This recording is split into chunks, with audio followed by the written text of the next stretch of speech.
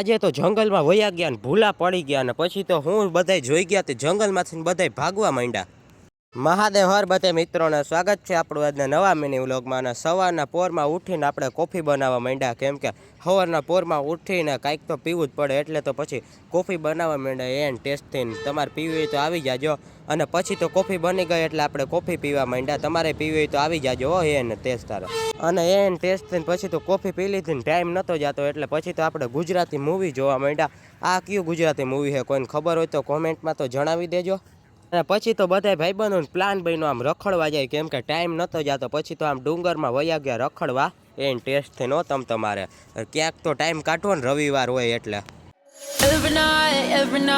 Every night are we paradise seems so far away.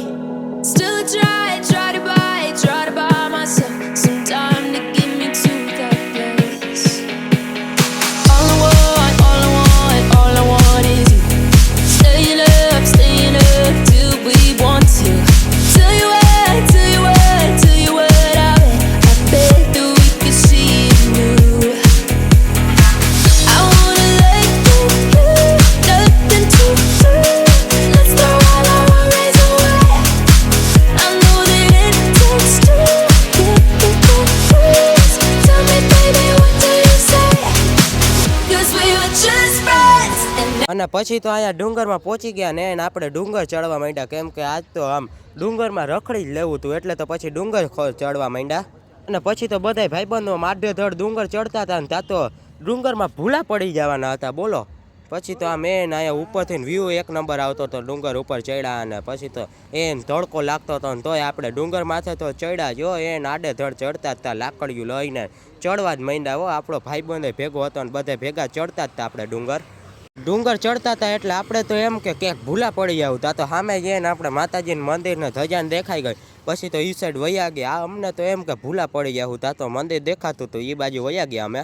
અને પછી તો ત્યાંથી ડુંગરમાંથી આઢે ધડથી અહીંયા આવી ગયા શ્રી આશાપુરા માતાજીના મંદિરે, અને પછી તો દર્શન કરી લીધા। ત્યાંથી તો અહીંયા જોયું તા તો અહીંથી તો એક નંબર વ્યૂ આવતો હતો। પછી તો બધા ભાઈબંધો ફોટા પાડી લીધા। અહીંયા હેઠે જોયું તા તો નવલખોય દેખાતો હતો આને। પછી તો હેઠે ઉતરવા માંડ્યા ને આપણે નવલખોય દેખાતો હતો।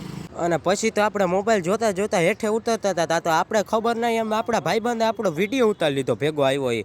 પછી તો મેં કીધું ભલે ને વિડીયો ઉતારી લીધો, આપણે વ્લોગમાં મૂકી દેવું। અને પછી તો એવડો ડુંગર ફળ્યા અને તડકો ફૂલ હતો ને એટલે તરહ લાગી, એટલે તો બધા ભાઈબંધો સોડા પીવા માંડ્યા।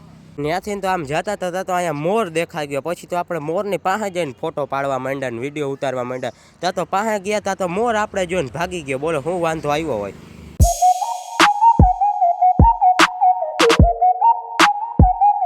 અને પછી તો ત્યાંથી રખડી કરીને આપણે નીકળી ગયા આપણા ઘર તરફ, કેમ કે ગમે ત્યાં ગમે એટલું રખડાવે પણ ઘરે તો જવું જ પડે। પછી તો ગાડીમાં કિક મારીને નીકળી ગયા ઘર તરફ। પછી તો ત્યાંથી તો પાછા આપણે પહોંચી ગયા અહીંયા આપણા ઘરે હો, કેમ કે ગમે એટલું રખડા હોય પણ આપણે ઘરે તો આવવું જ પડે, કેમ કે ફૂલ થાકી ગયા હતા એટલે ઘરે આવી ગયા। અને અહીંયા ઘરે આવીને જોયું તા તો આપણા મમ્મીએ તો આપણા હાટું ચીકુનું જ્યુસ બનાવી નાખ્યું હતું। એ ક્યાંક રખડીને આવ્યો થાકી ગયો છે, ચીકુનું જ્યુસ પી લે।